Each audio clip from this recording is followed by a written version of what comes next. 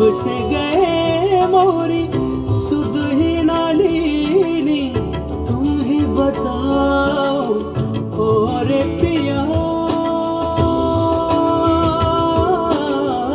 तुम ही बताओ और पिया।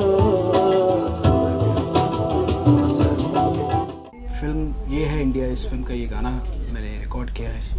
और जब मैं गाना सुन रहा था तो मैं तरह तरह के थॉट्स बना रहा था अपने माइंड में कि इस गाने में क्या क्या होना चाहिए, किस तरह से, क्योंकि इतना खूबसूरत कंपोज किया है तापेश जी ने कि मतलब मैं बहुत गा तो रहा था लेकिन साथ साथ एंजॉय कर रहा था गाना। इस गाने के अंदर जो पिया वाला जो मैंने गाना गाया है, इसमें थोड़ा सेमी क्लासिकल रंग है जो कि अभी थोड़ा सा कम सुनने को हमें मिलता है, लेकिन कोशिश में हम यही करते रहते हैं कि ना इस रंग को कैसे आगे लेके जाया जाए।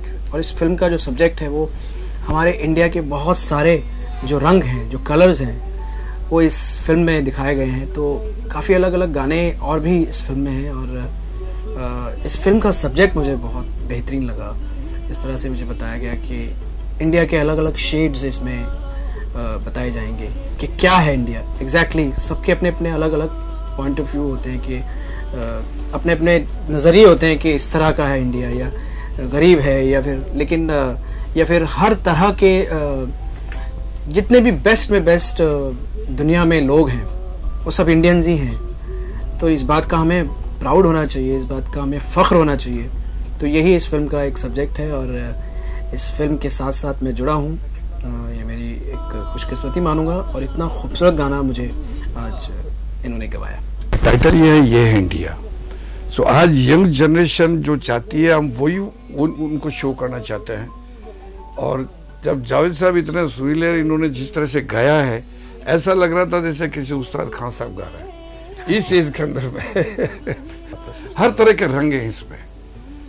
तो जावेद साहब ने जिस तरह से गाया है, अब इसके अंदर में और भी कई सिंगर हैं। कहानी के हिसाब से, कहानी के रंग के हिसाब से जो चाहिए वो जावेद साहब ने मिला।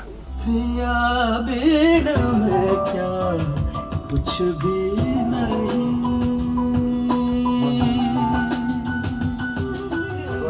क्या कुछ भी नहीं।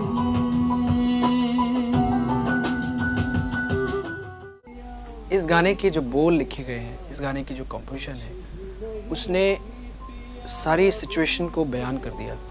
तो मुझे ये गाना रिकॉर्ड करने के बाद में पता चला कि ये गाने का सब्जेक्ट क्या है। फ्रैंकली आपको बताऊं, ये जब गा रहे थे ना तो उस वक्त मैं पूरी गाने की सिचुएशन, जो मेरी फीलिंग थी इस गाने को शूट करने की, वो मैं सामने में देख रहा था। तो मैं कहाँ इंटरप्ट कर सकता हूँ इनको, क्योंकि जो चाहिए था वो मुझे खुद ही गाने में दे रहे थे। इसके अंदर में मुझे ऐसे इस गाने में फील हो रहा है कि बाकी तो मालिक है कि ये गाना उन गानों की कैटेगरी में आना चाहिए जो अमर रहे और लॉन्ग टाइम तक लोगों को याद रखेगा। और उसके साथ जावेद साहब ने गाया तो जावेद साहब इसी तरह से गाते जाएं ताकि ऐसे मेमोरी के अंदर में गाने आते जाए, जो कि आजकल के सिंगरों में बहुत कम देखने को मिलते हैं। एक शॉर्ट टाइम के लिए आते और चले जाते हैं। अब रही इस फिल्म की बात, तो वैसे आजकल की जो पब्लिक है कुछ नया चाहती है,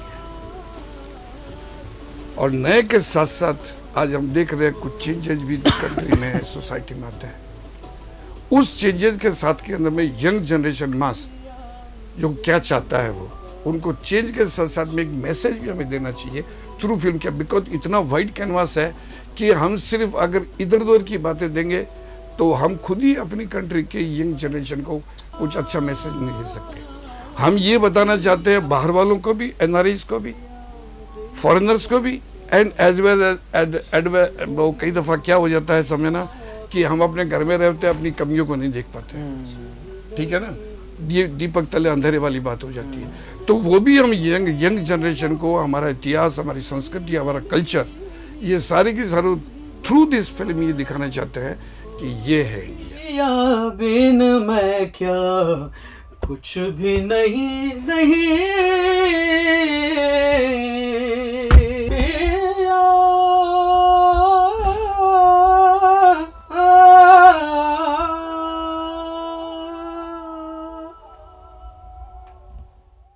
For more news and gossip, don't forget to subscribe to Bollywood Helpline.